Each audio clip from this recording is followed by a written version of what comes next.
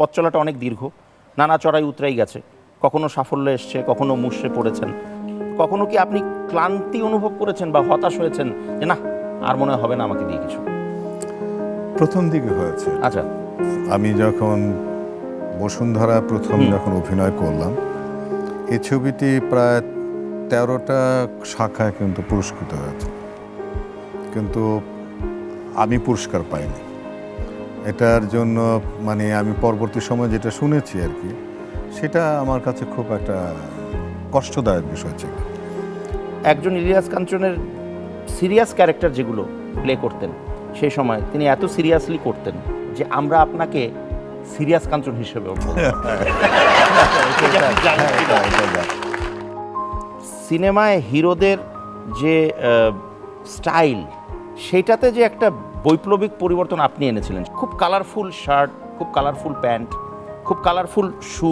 তখন আমরা মানে বিস্মিত হতাম যে এরকমও হতে পারে বা এরকমও হয়।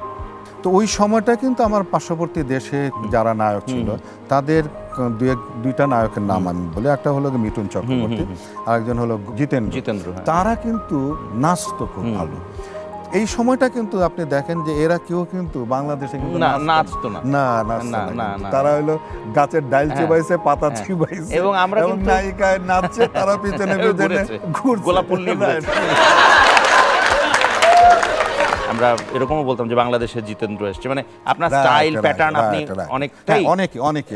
এবারের প্রশ্নটা যেটা যে 300-র বেশি চলচ্চিত্র অভিনয়, সিনেমায় পরিচালনাও করা, শিল্পী সমিতির এক সময় নেতৃত্ব দেওয়া, জাতীয় পুরস্কারও পেয়েছেন একাধিকবার, 21শে পদক, নিরাপদ সড়ক চাই যেটা নিয়ে আমরা কথা বললাম।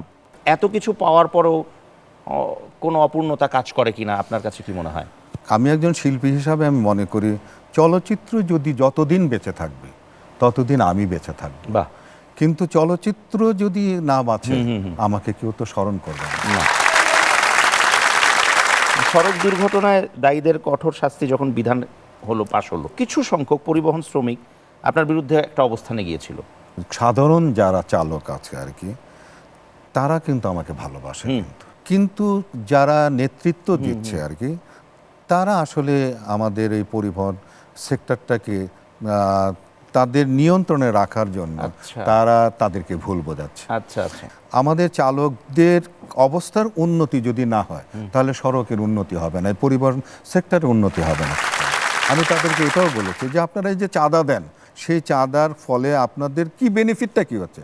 আপনাদের সন্তানদের জন্য কোনো স্কুলের শিক্ষার ব্যবস্থা, ফ্রি ব্যবস্থা কি তারা করেছে? কই আপনাদের জন্য তো কোনো আবাসিক এরকম কোনো একটা প্ল্যান কিন্তু হলো না, একটা হাসপাতাল তৈরি হলো না, আপনাদের জন্য তো কোনো একটা ট্রেনিং ইনস্টিটিউট তৈরি হলো না যেখানে আপনাদেরকে প্রপারলি ট্রেনিং দিলে। আপনারা যদি প্রপারলি ট্রেনিং দিতে পারতেন তাহলে তো যতগুলি দুর্ঘটনা তার চেয়ে তো কম দুর্ঘটনা ঘটতো। আমি সেটাই এখন বোঝাতে চেষ্টা করছি যে এই আন্দোলন তো আপনাদের বিরুদ্ধে না, আমরা তো আন্দোলন করছি আপনাদেরকে বাঁচানোর জন্য, দেশের মানুষকে সড়ক দুর্ঘটনা থেকে বাঁচানোর জন্য। আমরা যদি সবাই নিয়ম মানি, সবাই যদি আইন মানি, তাহলেই সড়ক দুর্ঘটনা রোধ হবে।